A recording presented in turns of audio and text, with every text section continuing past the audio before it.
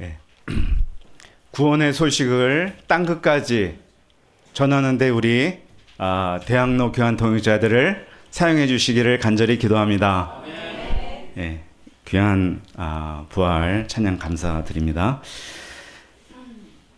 자, 오늘 부활절 맞이 특강 말씀의 제목은 하늘과 땅의 모든 권세를 내게 주셨으니입니다. 요절인 18절과 19절 상반절까지 함께 읽어보겠습니다. 시작. 예수께서 나와 말씀하여 이르시되 하늘과 땅의 모든 권세를 내게 주셨으니 그러므로 너희는 가서. 아멘. 예. 모든 민족을 위해서 제가 못했네요. 예. 예, 기도하겠습니다.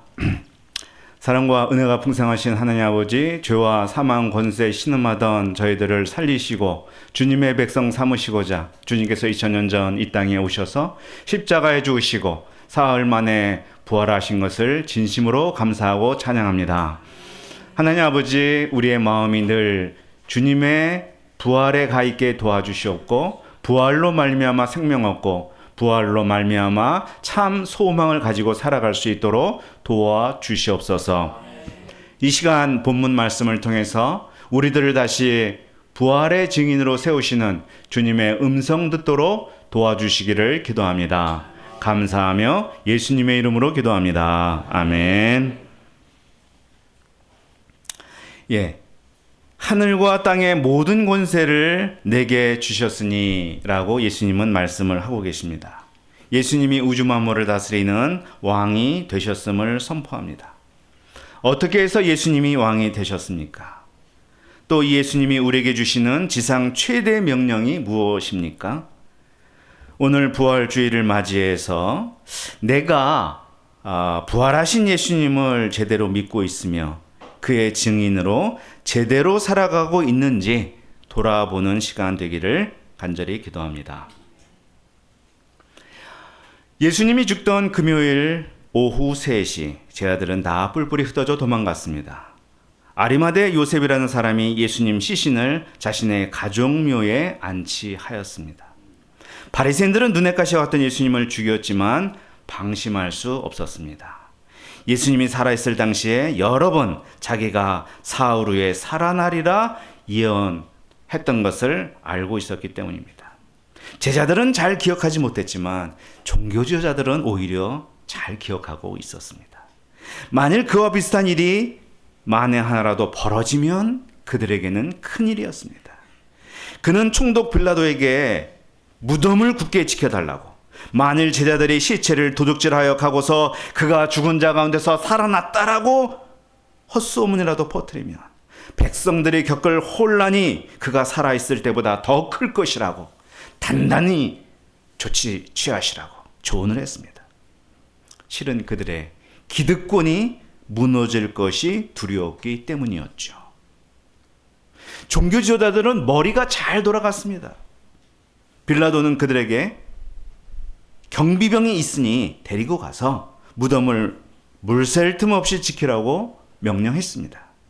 그들은 경비병과 함께 가서 무덤에 돌문에 임봉을 하고 금요일과 토요일을 확실하게 지켰습니다.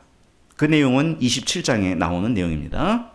그런데 이제 28장에서 어떤 일이 벌어졌는가? 인간이 모든 수를 동원하여 부활을 막고자 했지만 예수님은 약속대로 사흘 만에 부활하셨습니다. 아멘. 그날 새벽 지진이 일어났습니다. 무덤에 돌문이 열렸습니다. 예수님의 시신이 사라졌습니다. 무덤을 지키던 경비병들은 무서워하며 떨며 죽은 사람처럼 되었다고 4절은 말씀합니다. 떤다는 말은 지진이 난다는 말과 똑같은 단어입니다. 부활은 사람들 마음에도 지진을 일으켰습니다.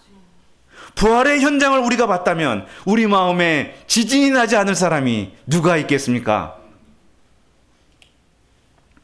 오늘 본문에는 부활을 마주한 네 부류의 사람들이 등장합니다. 우리 그들을 잘 살펴보겠습니다. 첫 번째, 경비병들이었습니다.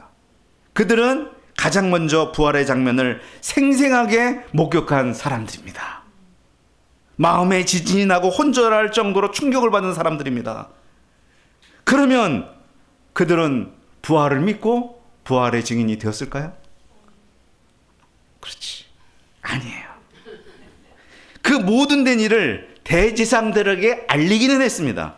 그런데 대제사장들로부터 많은 돈을 받고 밤에 제자들이와 시신을 도둑질하여 갔다고 헛소문을 퍼뜨리는 부활의 증인이 아니라 거짓 증인이 되어버렸습니다. 그래서 이 헛소문이 마태가 마태복음을 쓸 당시 적어도 부활이 일어난 후 30년 후인데 30년 후까지 유대인 가운데 이 소문이 두루 퍼져 있었다라고 말합니다. 그들은 부활을 처음으로 마주하는 행운을 얻었지만 그 행운이 부활신앙으로 연결되지는 않았다 하는 것이죠. 자, 두 번째는 막달라 마리아를 비롯한 여자들이었습니다. 그들은 예수님이 살아나리라는 생각을 종교 지도자들만큼도 못했어요. 그들도 경비병들처럼 무서워 떨었습니다. 무서워하지 말라라는 말이 본문에 3번이나 나오거든요. 그렇게 무서워했던 여자들이었어요. 그런데 천사들이 그가 말씀하시던 대로 살아나셨느니라 라고 하자 무서움도 있지만 큰 기쁨으로 받아들였습니다. 그래서 그 사실을 알고자 제자들에게 달려갔다. 중간에 부활하신 예수님을 만났을 때 그들의 자세는 신기하게 쳐다보는 것이 아니라 오직 경배였다라고 9절에서 말씀합니다. 그러니까 부활하신 예수님을 영접한 것이죠. 자, 이제 세 번째는 대제사장들입니다. 그들은 부활을 직접 목격하지는 않지만 경비병들을 통해 설마 했던 일이 벌어졌음을 알았습니다. 부활을 허무맹랑한 것으로 만약에 그들이 생각을 했다면, 부활 같은 건 절대 있을 수 없어 라고 생각했다면 경비를 제대로 서지 못한 경비병들에게 홍구멍을 내고 벌을 내릴 것이지 돈을 주지는 않을 것입니다. 모든 일의 책임을 경비병들에게 돌려야 자기들이 받을 피해가 최소화될 거 아니에요. 돈을 주고 입단속을 시켰다는 사실은 그들도 부활이라는 말을 차마 입으로 내뱉긴 싫지만 가장 바라지 않던 끔찍한 일이 벌어졌음을 인정한 것입니다.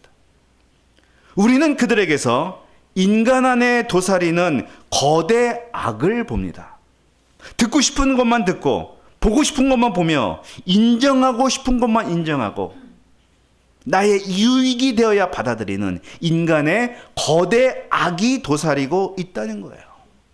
이제까지 쌓아올린 인생의 공든탑, 자존심, 명예, 그것을 무너뜨리느니 부활을 부정하는 것이 편했습니다. 그러나 이는 손바닥으로 태양을 가리는 것이죠. 부정한다고 역사적 부활이 사라질 수는 없기 때문입니다. 부활은 비과학적이고 반이성적이라고 못 믿겠다고 말하는 사람들이 있습니다. 그러면 이 세상에 과학과 이성으로 풀 수 없는 미지의 영역이 얼마나 많습니까? 초과학적이고 초이성적인 것을 그렇게 말해서 되겠습니까? 태초에 하나님이 천지를 창조하셨습니다. 그걸 본 사람이 있습니까? 그걸 증명할 길이 있습니까? 실험실에서 입증할 길이 없고 반복되지 않으므로 창조는 없다라고 말할 수 있습니까? 그러므로 부활 앞에서도 과학의 잣대를 들이댈 것이 아니라 그 사건이 정말 팩트인가, 역사적 사실인가, 부활을 성경 말씀이 예언했는가, 그리고 일어난 때의 주변 정황은 어떠하며 사람들에게 변화가 어떻게 일어나는지를 봐야 할 거 아니에요. 아이러니하게도 대제사장들의 그 치밀한 알리바이가 부활을 역설적으로 증명하고 있다는 사실이에요. 넷째는 11제자들을 비롯한 여러 사람들입니다. 17절을 보면 예수를 배우고 경배하나 의심하는 자들도 있었다라고 말해요. 제자들은요, 여자들의 그 최초의 증언을 듣고도 의심하던 자들이었습니다. 심지어는 갈릴리에서 같이 식사도 하고 여러 날을 보냈어도 여전히 의심을 떨쳐내지 못하는 사람들이 있었습니다. 이 의심이란 단어는 원어로 마음이 두 갈래로 나뉘다 라는 뜻입니다. 그러니까 믿고 싶은 마음과 도저히 믿기지 않는 현실 사이에서 흔들리며 고뇌하는 모양을 아주 적절하게 나타낸 단어입니다. 부활을 본 자들은 다 확실히 믿었다라고 성경이 말하는 것보다도 여전히 의심하는 자들이 있었다라고 말하는 게 오히려 성경의 진정성이 느껴지는 것입니다. 부활을 마주한 이 네 부류 사람들의 모습은 오늘날 우리들의 모습이기도 합니다.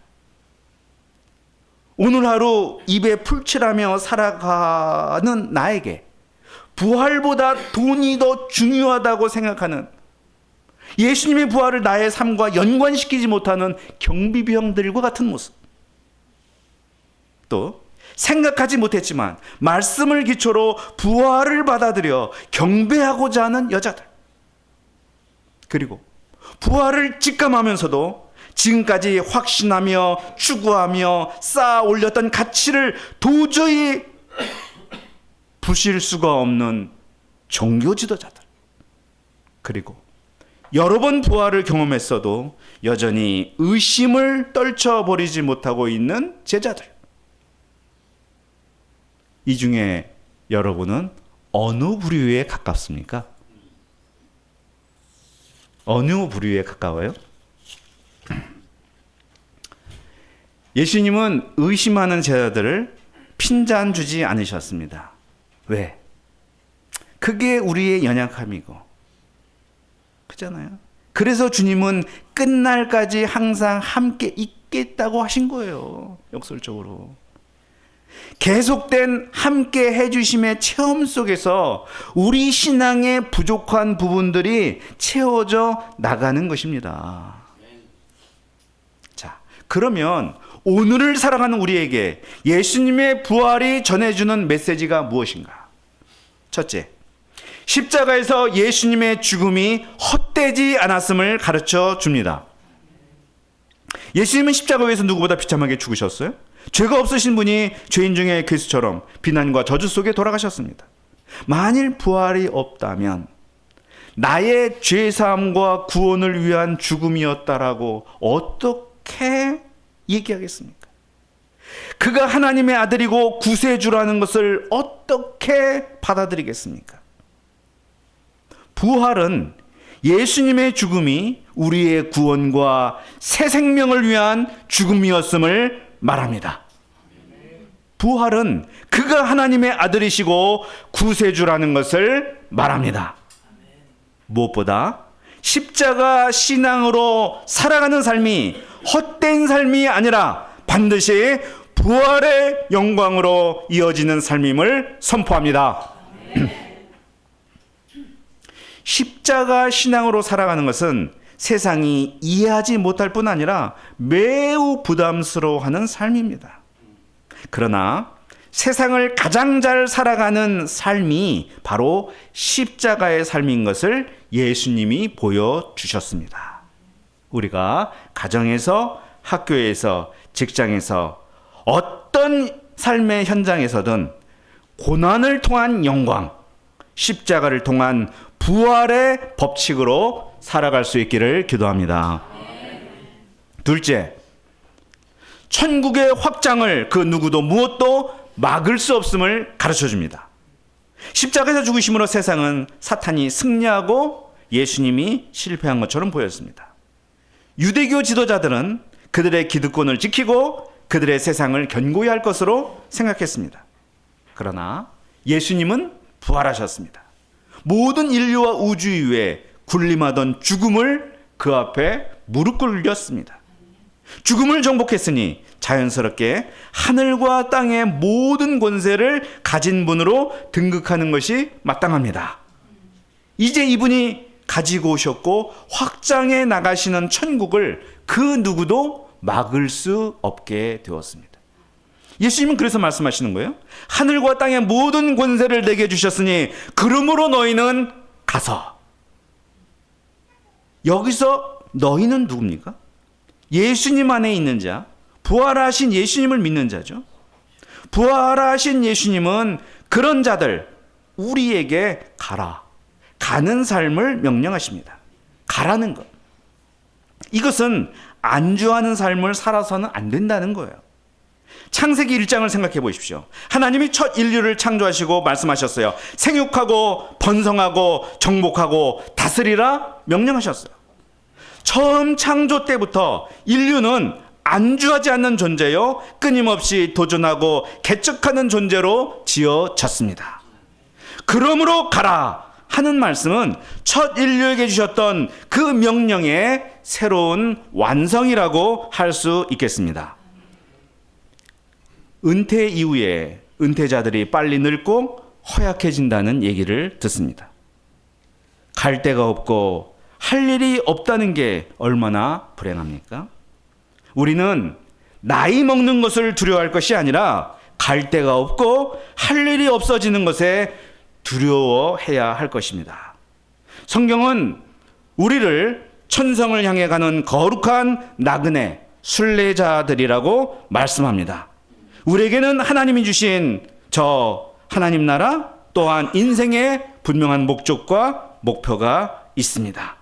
하나님이 부르시는 그날까지 가고 또 가고 중단 없이 가는 삶을 살아가시기를 간절히 기도합니다. 우리는 가야 하는데 예수님은 특히 모든 민족을 제자로 삼는 그 길로 가라고 말씀하십니다. 내가 모든 권세를 가졌으니 그러므로 너희는 천국 확장을 위해 가라. 우리 여러분 아무데나 갈 수 있습니까? 한국을 넘어서 아무데나 갈 수 있을까요? 예. 우리 굉장히 자유롭게 가요. 근데 가려면 권한이나 허가서가 있어야 돼요. 여건이 있어야 돼요. 우리나라 정부의 권세가 대단해요. 미국 정부 권세보다 더 커요. 한국 여권 가지고 188개국을 자유롭게 갈 수 있습니다. 세계 2위. 일본과 동률. 1위가 어디게요? 1위가 싱가포르. 192개국. 네. 네. 네. 미국은 지는 해죠. 예. 네. 이런 것처럼 우리는 왕이신 예수님이 다스리는 천국의 여권 소지자들입니다. 그 여권을 가지고 세계 233개국 민족에게로 갈 수가 있습니다. 세상에는 작게는 5,000개, 많게는 2만 개 민족이 존재한다고 합니다. 우리는 예수님의 권세에 의지하여 갈 수 있습니다. 또한 모든 인족이라는 말은 그 민족만이 아니라 모든 세대, 모든 연령, 모든 계층에게 우리가 다가가 제자 삼을 수 있음을 의미합니다. 이 모든 민족을 제자로 삼는 것이 천국을 확장하는 길입니다. 이 일을 우리가 순종하여 한다면 그 누구도 무엇도 막을 수가 없습니다. 자, 그들을 제자로 삼아 아버지와 아들과 성령의 이름으로 세례를 베풀라고 하십니다. 그리고 예수님이 분부한 모든 것을 가르쳐 지키게 하라고 말씀하십니다. 이 말씀은 지난주에 배웠지만 마태복음 4장에서 나왔던 사람을 낚는 어부가 되게 하리라 그 말씀 연장선상에 있는 것입니다. 세례 베풀고 가르치고 지키도록 돕는 삶이 곧 사람을 낚아서 천국으로 인도하는 삶입니다. 또한 이것은 창세기 아브라함에게서 시작된 그 복의 근원으로서의 삶인 것입니다. 예수님은 세상 끝날까지 너희와 항상 함께 있을 것이라 약속하셨습니다. 하늘과 땅의 모든 권세를 가지신 예수님이 함께 하신다면 우리 삶에 두려울 것이 없고 거칠 것이 없습니다. 예수님은 부활하셨습니다. 이로써 죽음을 정복하셨고 우리의 구원을 영원히 확증하셨습니다. 이 시간 하늘과 땅의 모든 권세를 가지신 예수님께 경배합시다. 세상 끝날까지 함께 하실 주님을 경배합시다. 그리고 그분을 믿고 그분이 가라고 하는 곳을 향해 당당하게 나아갑시다. 5월 17일 세계 선교대회를 통해 지난 65년 동안 모든 민족으로 나아갔던 우리 신앙의 선후배들, 그들의 진솔한 이야기를 통해서 나도 이 말세 때 모든 민족에게 나아가는 한 사람이 되겠노라고 결단할 수 있기를 기도합니다. 아멘. 기도하겠습니다. 하나님 아버지 감사합니다. 오늘 말씀을 통해서 예수님의 부활이 성경의 약속대로 이루어졌으며 이것이 그의 죽음이 헛죽음이 아니라 우리의 구원을 위한 완성인 것을, 보증인 것을 알려줘서 감사합니다. 이제 하늘과 땅의 모든 권세를 가지신 예수님 안에서 우리를 두려울게 할 것이 없고 우리에게 거칠 것이 없음을 믿게 됩니다.